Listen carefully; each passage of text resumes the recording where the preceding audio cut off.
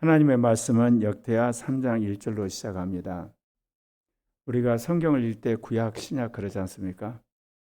근데 구약을 보는 관점과 신약을 보는 관점이 우리가 삼위일체 하나님의 경륜이라는 차원에서 통일되게 봐야 되지만 역사적 배경은 전혀 다릅니다.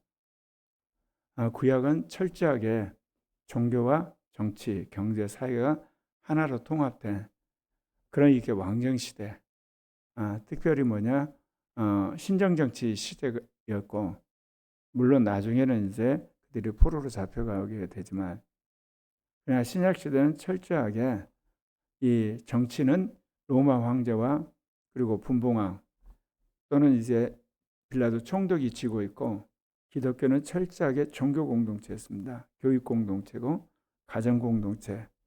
이게 이제 얼마나 중요하냐면요. 우리가 예를 들면 주일 성수 이거는 국가 기독교 시대의 유물이에요. 왕정 정치 시대. 이슬람과 같은 경우는 예를 들면 주일 성수라는 개념 자체가 있을 수 없잖아요. 그렇게 되는 겁니다. 11조도 마찬가지입니다. 11조도 이게 국가 기독교 시대의 유물이에요. 여러분은 그러죠. 아니 그거 이게 성경에 나와 있는데 근데 우리가 생각하는 11조의 개념이 이렇게 정착된 거는 국가가 그걸 시행했기 때문에 그게 이제 개인한테도 적용이 된 거예요. 제가 깜짝 놀랐는데요. 일본 사람은 11조 개념이 없어요. 크리스찬들이. 그래서 일본의 목회자는 처음부터 이게 그 전업을 해가지고 교회 개척했다는 생각을 거의 못해요. 누가 이제 해외에서 선교하라고 헌금을 이제 보내주지 않는 한은 전부 다 처음부터 투잡을 해요. 목회자이면서 직장 갖는. 그게 굉장히 좋게 보이시죠? 그런 구조에서는 교회가 부흥되지 않아요. 목숨 걸고 해도 부흥 안 되는데 투잡하고 되겠습니까 그게? 그래서 일본이 지금도 저렇게 된 거거든요. 네, 그렇다고 해서 여러분 생각에 이제 그러면 앞으로 풀타임으로 하자는 이야기나 그 이야기는 아니에요. 이제 패러다임이 바뀌었기 때문에 이제 목회 일과 직장 일을 같이 해야 되는데 그러면 투잡을 하는데 교회가 성장하는 길은 뭐겠어요? 팀 사역해야 됩니다. 한 사람이 풀타임으로 일해가지고 모든 것들을 독점을 하던 그런 역할 그러면서 전심을 했던 게 아니고 이제는 직장을 다니면서 목회하는 파트타임에 모여가지고 연합을 해서 은사별로 일을 하게 되고 또 그렇게만 이거 시너지 효과가 날 수가 있어요. 왜 그러냐면 현장에서 자기가 개인적으로 전도를 하고 양육하는 사람들을 이제 장기적으로 데리고 올 수가 있잖아요. 그리고 다양한 문화를 반영해서 교회 오는 다른 사람을 양육할 수가 있는데 그럼에도 불구하고 중요한 거는 그 팀 사역을 이끌어간 지도자예요.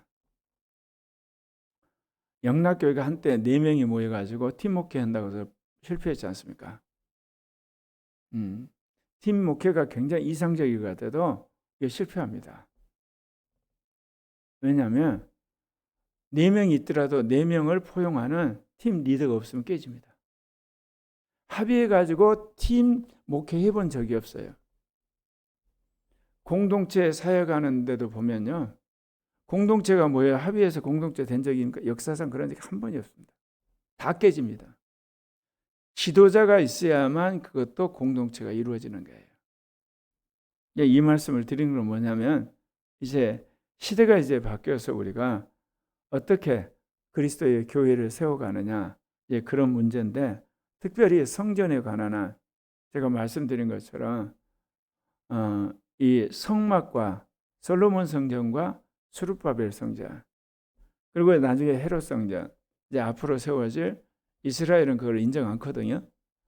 이제 종말에 세워질 제3성전까지 여러분들이 이제 성전을 이제 보실 텐데 거기서 우리가 말하는 구속사적의 그 예표는 모세가 세운 성막뿐이에요. 오늘 여러분이 솔로몬이 지은 이 성전, 지성소와 성소와 그 뜰을 보건대 성막과 전혀 일치되지 않아요. 그냥 상징적인 하나의 성물만 있을 뿐이에요. 그리고 더더욱 스룹바벨이 이제 와서 회복한다는 제2성전은 더 말할 것도 없어요. 그러면 이거는 이스라엘 역사를 어떻게 봐야 되냐예요. 하나님이 이스라엘 왜 택했냐? 크게 보면 두 가지 목적이에요. 하나는 뭐냐면 예수님 오시면서부터 시작을 해가지고 교회가 세워지고, 그리고 이방인 시대가 세우고, 마지막 이스라엘 돌아오고, 그 다음에 재림하시고 천년왕국 이루고 새 예루살렘이 이루어지기까지 그걸 예표하는 그런 이게 공동체가 필요했던 거예요.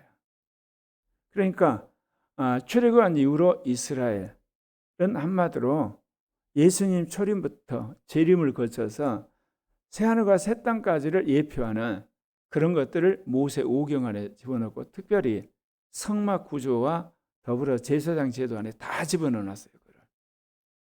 그러니까 그거를 해석을 하면 예수님 초림에서부터 그 다음에 이제 오순절 교회 시대, 이방인 시대, 이스라엘 돌아오는 거, 그 다음에 재림, 천년왕국, 그리고 새하늘과 새 땅까지 해석할 근거들이 있어요. 그러면 이제 그 뒤에 세워진 솔로몬 왕 이 성전은 뭐냐? 이스라엘을 묶는 역할을 한 거예요. 왜냐하면 이스라엘의 역할이 아까 말한 것처럼 초림부터 새하늘과 새 땅까지 예표로서의 어떤 그 제도라든지 그런 것들이 필요했다고 그랬잖아요. 특별히 모세를 통해서 하나님이. 그런데 예수님이 오시려면 이스라엘 공동체가 전소획을 해야 돼요. 그래서 왕정을 거쳤고, 왕정을 거치고 나서는 바벨론 포로로 돌아와 가지고 그들이 이제 다시 종교 공동체가 되는데 그 중심이 예루살렘 성전이에요. 예루살렘 성전을 통해 가지고 이 이스라엘 사람들을 종교적으로 묶어 놓은 거예요. 그래서 예수님이 오신 거거든요. 생각해 보세요. 예수님이 오셨어요. 마리아의 태에서 요셉하고. 그런데 이스라엘 종교 공동체 없으면 제자를 예수님이 한마디로 말해서 모집을 못해요. 이스라엘 공동체가 있었기 때문에 나름대로 이 모세 오경과 선지서를 나름대로 읽으면서 오실 메시아를 기다렸던 이스라엘 공동체가 있으니까 그 중에서 제자 12명 뽑은 거죠. 그리고 70명 뽑고 120명 뽑고 500명 주님 부활을 만나고 수천 명 한 거거든요. 그래서 이 공동체를 존속시킨 게 하나님 뜻이었어요. 근데 그 존속시키는 방법이 이스라엘 백성이 왕을 달라 그러니까 왕정 체제로 존속을 하다가 그 다음에 이제 586년에 망하고 나서는 종교 공동체로서 존속을 시켰던 겁니다. 근데 그러다가 이제 기독교란 공동체가 출현하니까 이스라엘 역사적 사명이 다 끝나버려요. 그러니까 AD 70년 예루살렘 성전이 파괴되면서 예루살렘 성전의 기능도 이제는 완전히 파괴되고 이스라엘 사람들은 전 세계에 흩어지게 돼요. 제가 이 말씀을 드린 것은 우리가 구약을 해석하면서 가장 중요한 것이 뭐라는 것입니까? 아브라함, 이삭, 야곱과의 언약과 모세의 출애굽, 그리고 주님이 주신 옛 언약. 그래서 모세 오경이 굉장히 중요한 겁니다. 그래서 구약 이야기하면 어때요? 율법 이야기하지 않습니까? 모세 오경. 그리고 선지서, 그걸 해석한 거예요. 그래서 이게 모세가 말한 대로 살아라 이야기야. 살아라. 안 사면 너희들 망한다. 그러다면서 뭐라고 그래요? 이제 모세 오경에서 예표로 했던 그 사건 하나하나를 이제 이루실 예수에 대한 예언. 그 다음에 오순절 역사, 교회가 세워질 것, 그리고 새하늘과 새 땅, 재림에 관한 이야기를 선지자들이 이제 모세 오경 이야기를 하면서 언뜻 거기에 집어넣습니다. 그래서 제가 왜 이 이야기를 하냐면 요즘에 와서 이스라엘의 그 정체성이 뭐냐, 특별히 출애굽을 해서 모세 오경에 그것을 만들어냈을 때 이스라엘 공동체의 사명이 뭐냐? 제사장 나라 거룩한 민족이었어요. 근데 그게 어디 나오냐? 예수님이 오시고 나서 예수님도 거룩하게 살고 의롭게 살란 말을 안 하세요. 이제 예수님 죽고 나서 가신 연후에 복음이 전파되는데 결국은 의롭게 된다는 교리를 확립한 사람은 바울이에요.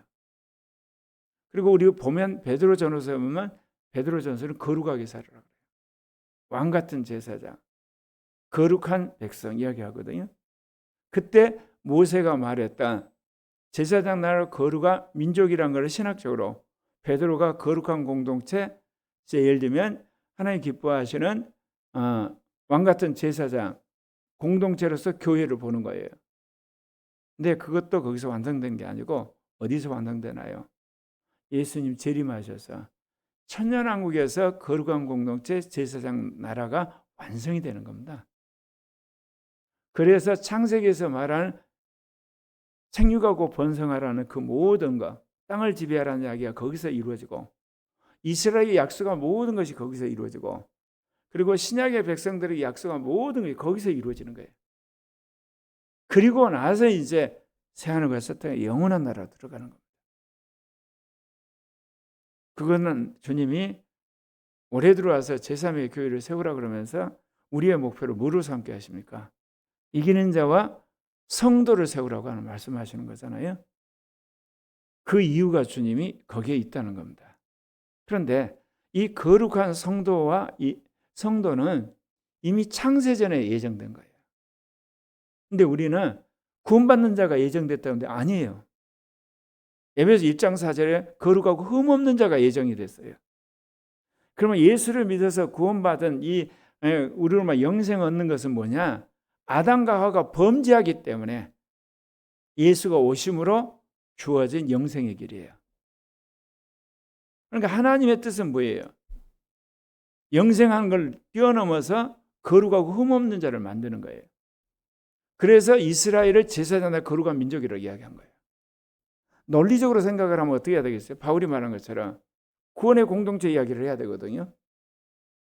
믿어서 의롭게 되고 그리고 거룩해 되고 단계를 그렇게 말해야 되는데 아예 다짜고짜 내가 거룩하니 너희도 거룩하라.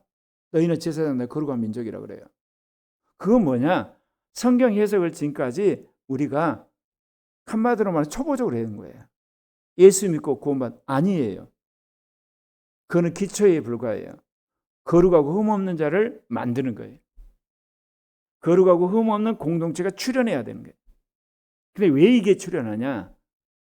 원래 창세전에 당신이 그거를 예정했을 뿐만 아니라 거룩하고 흠없는 자가 등장해야자 사단이 박살나요. 악한 영이 종지부가 찍어지는 거야. 둘째 하와가 돼서.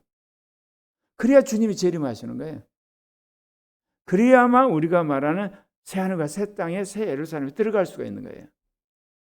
그게 안 이루어지면 계속 지연되는 거예요. 주님의 재림이. 왜냐하면 사단과 싸움에 졌다는 거거든요. 교회가. 헤매고 있다는 거예요. 그래서 하나님이 저는 물론이고 우리 교회 주신 삶이 얼마나 중요하냐. 2000년 구속사의 한 획을 긋는 사건이에요. 성경 해석을 완전히 뒤집는 겁니다. 이거는. 성화의 공동체, 거룩한 공동체, 온전한 공동체. 주님이 그것이 목적이었다. 그러니까 이스라엘 향해서 너희는 거룩한 나라, 예를 들면 제사장 나라야. 그렇게 말을 해버렸다는 거예요.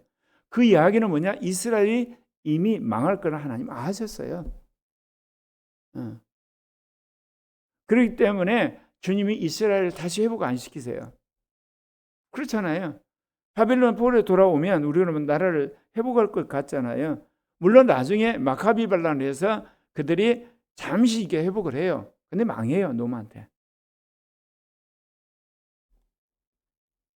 그래서 우리가 구약 말씀을 볼 때 모세오경, 특별히 출애굽기, 레위기, 민수기 말씀이 신명기 말씀을 주로 여러분이 해석을 하셔야 돼요. 그리고 선지자들이 그걸 어떻게 적용을 보고 그리고 이제 신학과 견주는 그런 이게 태도가 필요합니다.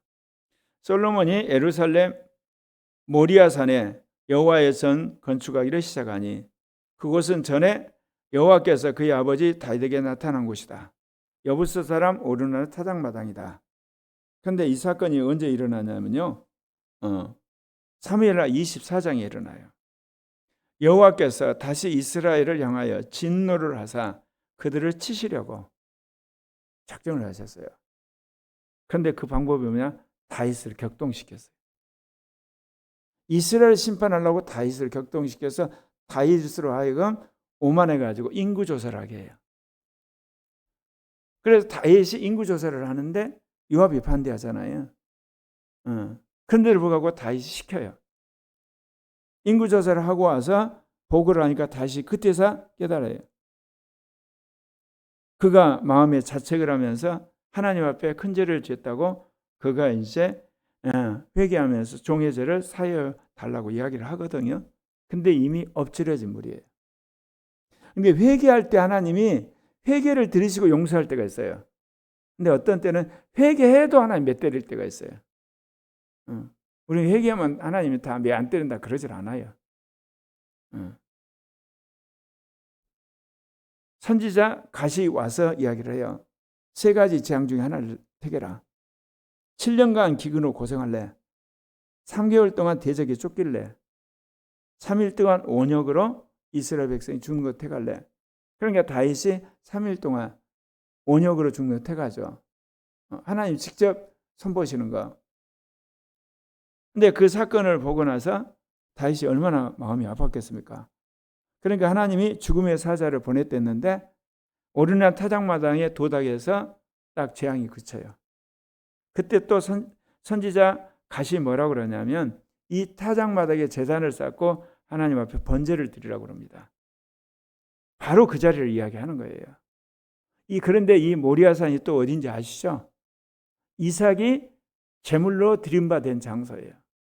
그것이 이제 오늘 다윗이 여호와의 사자를 만났던 장소고 그곳에다가 이제 그의 아버지 유언대로 솔로몬이 성전을 짓습니다. 솔로몬이 왕위에 오른 지 넷째의 둘째 달 둘째 날 건축을 시작하니라. 그러니까 굉장히 초기에 이거를 짓는 걸 알 수가 있죠. 당장 질 수가 없잖아요. 왜 그러냐면 자기를 이렇게 음해하려는 정객들도 많고 그리고 이제 모든 인구 조사도 해보고 그다음 물량도 조사해야 되고 모든 걸 다 준비하고 후람과의 외교적 관계를 통해서 물자 공급에 이런 계획을 다 세운 다음에 해야 되지 않습니까? 그래서 이제 솔로몬이 하나님의 전을 위하여 지대를 놓는데 여기 보면 옛날 쓰던 자로 길이가 60규빗이요 그리고 너비가 20규빗이고 그 성전 앞에는 낭실의 길이가 성전 너비와 같이 20규빗이고 높이가 120규빗이니 안에는 순금으로 입혔더라. 이제 우리는 뜰과 관계된 현관 이야기를 하는 거지 않습니까? 예, 그렇습니다. 그러니까 전체적으로 어때요? 길이는 60규빗, 약 50cm로 말하면 30m인가요? 대략 넓이는 20규빗이니까 50cm로 하자면 5m. 이제 그렇습니다. 그리고 나서 이제 성소를 역할을 하는 이 성소. 이게 대전의 천장은 잣나무로 만들고 거기 위에 순금을 입혔어요. 그 위에 종려나무와 사슬의 형상을 새겼다는 거죠. 보석으로 성전을 꾸며 황홀하게 하였으니 그 금은 바루아인 금으로 짚혔고 또 금으로 성전과 들보와 문지방과 벽과 문짝에 입히고 벽에 그룹들을 아르새겼다. 그룹들을 말할 필요 없이 천사들을 말하죠. 여러분이 성령이 거하시면 여러분 천사가 함께하는 거 아시죠? 카톨릭은 그걸 수호천사라고 그래요. 믿는 사람을 지키는 거예요. 그리고 이제 여러분이 기도를 하면 천사가 오르락 내려가면서 메시지를 전달하는 거거든요. 거듭난 여러분 안에 이제 그 영이 와 계시잖아요. 그러니까 거기에도 천사가 와요. 그 천사가 액션을 구하는 게 뭔지 아세요? 그게 꿈이에요. 그게 환상이거든요. 천사가 환상과 꿈을 보여주는 거예요. 성령이 직접 하는 것은 말씀을 주시는 거고요. 네. 또 지성소를 지었으니 성전 넓이대로 길이가 29규빗, 약 10m죠. 그리고 넓이도 29규빗, 10m 정도. 순금 600달란트로 그걸 다 입혔어요. 몸무게가 금 50세겔이고 다락들도 금으로 다 입혔다는 거죠. 예, 그룹이 두 개가 있는데 좌우에 날개가 있잖아요. 한쪽에 5규빗, 한쪽에 5규빗 합치면 10규빗. 그러면 50cm를 이야기하면 약 어때요? 5m. 이쪽도 5규빗 합치면 10규빗. 50cm니까 5m. 그러니까 두 그룹의 날개를 전부 이으면 10m가 되는 이제 그런 형태예요. 이거는 우리에게 아까 말씀드린 것처럼 거듭난 영 안에 성령이 와서 주님의 계시를 전달할 준비를 하는 거예요. 그래서 여러분이 이렇게 환상의 은사를 받는다, 꿈의 은사를 받으면 그 천사들이 여러분에게 그거를 보여주시는 거예요. 예. 그러면 이 지성소는 뭐냐? 거룩한 곳이기 때문에 다른 어떤 것도 침범하지 못하도록 하는 거죠. 그래서 우리가 요한계시록 4장에 보면 하나님 보좌에 네 생물이 지키고 있잖아요. 예, 스랍들이라고 그래서. 그리고 또 그 주변에 24장로들이 둘러서 있고 어떤 피조도 하나님의 보좌에 직접 다가가지 못하도록 지키고 있는 거죠. 그러나 이제 거듭난 우리들 안에는 주님의 계시를 전달하는 천사들이 와서 역할을 한다고 할 수가 있습니다. 네. 그리고 이제 여기 보게 되면 그 청색 자세 홍색실과 고운 배로 휴장문, 지성소와 성소 사이를 이제 막는 휴장문, 그리고 그 그룹 형상을 또 거기 새겨놨다 그렇게 이야기를 합니다. 그러면서 이제는 성전 문 앞에 있는 두 기둥을 이야기를 해요. 보면 이제 거기에 이제 두 기둥을 세웠는데 높이가 35규빗, 그리고 꼭대기 머리가 5규빗. 그런 이제 그 기둥을 세우거든요. 그 기둥을 세우는데 한쪽이 야긴인데 그가 세우신다. 보아스인데 그에게 능력이 있다. 그런 이름의 두 이게 기둥을 세워서 현관 들어가는데 그렇게 세웠다는 겁니다. 이 말씀드린 것처럼 이 솔로몬 성전은 예수 그리스도의 오심에서부터 새하늘과 새 땅까지 계시적인 성전이 아니에요. 모세의 성막을 본따서 이스라엘을 종교적으로 신앙적으로 묶기 위해 하나의 정치적이고 종교적이고 신앙적인 정신적인 하나의 센터예요. 그렇기 때문에 모세가 식양대로 계시를 받은 그것과 이 솔로몬의 이 성전은 정확히 잃지 않다는 거. 그래서 우리가 이제 하나님이 우리를 어떤 인도하심에 있어서 이런 것들 나중에 제2 성전을 지을 때도 마찬가지거든요. 솔로몬의 성전에 비해서 굉장히 초라했다고. 그래서 그것을 봤던 조상들이 울었다는 이야기가 나오거든요. 그에 비해서는 이제 헤롯이 만든 자기가 스스로 만든 성전은 좀 크긴 하지만 이제 중요한 거는 뭐냐? 이스라엘 역사를 어떻게 보느냐? 그리고 기독교 역사를 어떻게 보느냐? 하나님의 뜻은 성도를 산출하는 것, 하나님의 종들을 산출하는 것, 그리고 거룩하고 흠없는 걸 자들을 선출하는데 하나님의 궁극적인 목적이 있다는 것. 그거를 하나님 우리에게 알려주셨고 또 우리 공동체가 이거를 받아들여서 그렇게 살 뿐만 아니라 한국과 아시아 전 세계 가운데 이걸 전해야 돼요.